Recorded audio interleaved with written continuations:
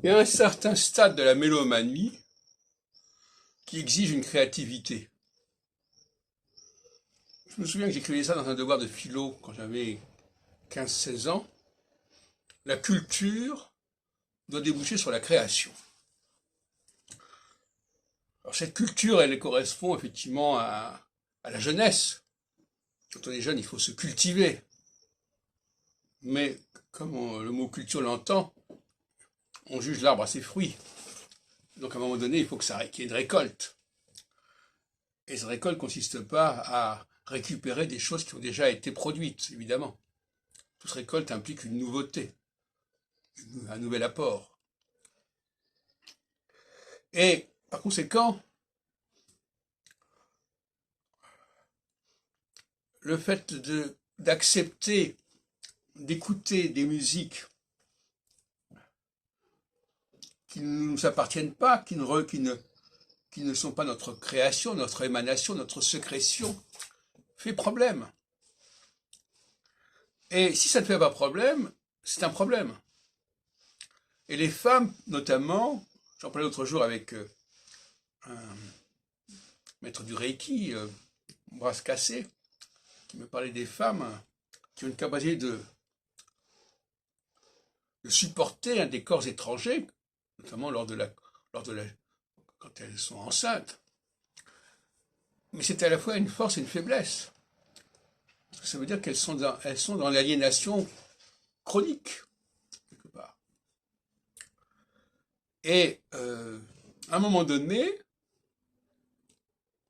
ça n'est plus supportable. Pour quelqu'un qui a une véritable exigence intérieure, il ne peut pas continuer indéfiniment toute sa vie à gober, à avaler des choses qui viennent de l'extérieur.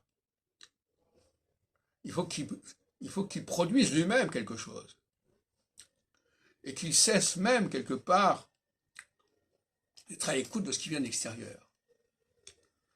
À moins que véritablement, quand il a un rapport avec des choses qui lui sont extérieures, il a une façon particulière de les appréhender.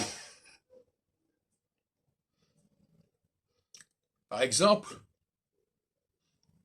au cinéma, il y a des visages. Par-delà le scénario, il y a des visages. Donc, en quelque sorte, il y a une société cinématographique. Moi, quand je vais dans une réunion, dans un salon, je vois des visages. Et quand je vais au cinéma, je vois des visages. Pour moi, la culture du visage est essentielle.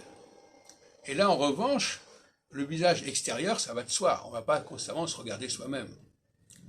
Parce que le visage, il nous apprend des choses. Mais il y a une façon créative, de capter l'autre. Voyez-vous ? Mais globalement, normalement, la culture doit déboucher sur la création. C'est-à-dire quelque chose qui vient de nous-mêmes. J'en parlais avec mon père quand j'étais adolescent, et je lui disais déjà à ce moment-là, mais où est ta création ?